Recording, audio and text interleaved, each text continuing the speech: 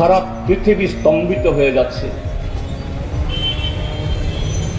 সেখানে যে নির্বাচন কমিশন, ফুটবল খেলার মাঠে যিনি খেলা চালান তাকে বলা হয় রেফারি,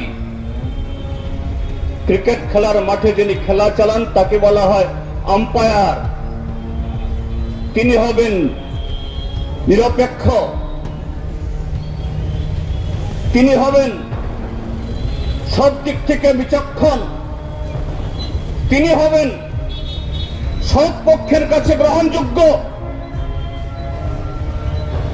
তার বিচার হবে একদিকে সাধারণ মানুষ বা নির্বাচকদের কাছে কোমলতর, আরেক দিক থেকে যারা এরান অর্থাৎ যারা এইভাবে আইন মানছে, প্রথা মানছে, নিয়ম মানছে না, তাদের প্রতি কঠোরতম। কিন্তু আমরা কি লক্ষ্য করছি? আমি আবারও বলছি, আমি এটা চূড়ান্ত রায় দিচ্ছি না বা চূড়ান্ত আমার মত দিচ্ছি না। জনমত সারা দেশে আজকে এই নির্বাচন কমিশন সম্পর্কে, রায় সম্পর্কে গুরুতর সন্দেহের উদ্রেক হচ্ছে।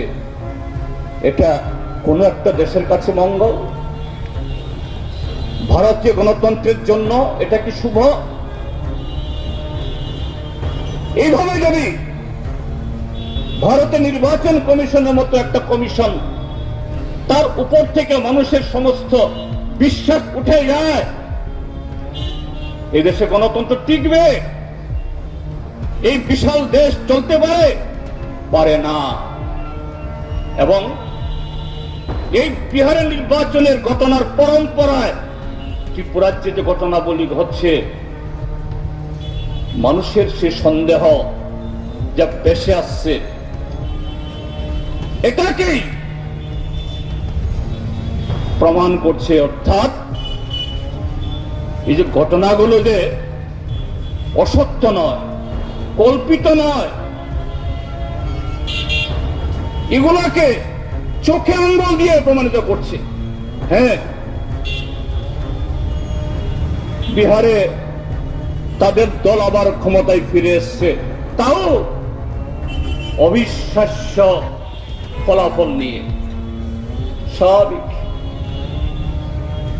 তারা খুশি হবেন, তাদের সমর্থকের রাস্তায় নামবেন, বাজি ফুটাবেন, বিজয় কীর্তন করবেন, স্বাভাবিক। এতে কেউ না করবে না। কিন্তু বিজয় উৎসবের নামে সে রাতে বিরোধী দলের পার্টি অফিস, যে অফিসগুলো কোনটা 15 বার, 16 বার, 17 বার ভাঙচুর করা হয়েছে, আগুন লাগানো হয়েছে, সে অফিস আবার পোড়াতে হবে, আবার ভাঙতে হবে। বিরোধী দলের সমর্থক বাছাই করে তাদের ঘরে ঘরে গিয়ে মোটা টাকার চাঁদা আদায় করতে হবে। যদি তাদের পছন্দ মতো সে আদায় না হয়, সে দোকান পাট, বাড়ি ঘর জ্বালিয়ে ছাই করে দিতে হবে। কি প্রমাণ করে? এটা শুধু ত্রিপুরাতে না, সারা দেশেই বিহারের রায় সম্পর্কে এরা যে গুরুতর সন্দিহান ছিল, বিহারে তাদের জেতার কথা ছিল না। কাজে চোরা পথে এই যে মানুষের অভিযোগ, এই ফলাফল এটা স্বাভাবিক ফলাফল নয়, মানুষের রায় নয়। তাদের এই প্রতিক্রিয়া, বিরূপ প্রতিক্রিয়া, এটাকে প্রমাণ করছে যে না, যে বিহারের এই রায়ের পরে সারা দেশের মধ্যে শাসক দল সম্পর্কে দেশের মানুষের লড়াই, প্রতিবাদ, প্রতিরোধ আরো তুঙ্গে উঠবে। এই ত্রিপুরাজ্যের মধ্যে এদের চেয়ে এই নরবরে সরকার গত 7.5 বছরের লুটপাট দুর্নীতির কারণে এমন জায়গায় চলে গেছে, হিতাহিত জ্ঞান হারিয়ে ফেলেছে। সাংবাদিক সম্মেলন করে মন্ত্রী বলে আমরা সবাই ঘুষ খাই।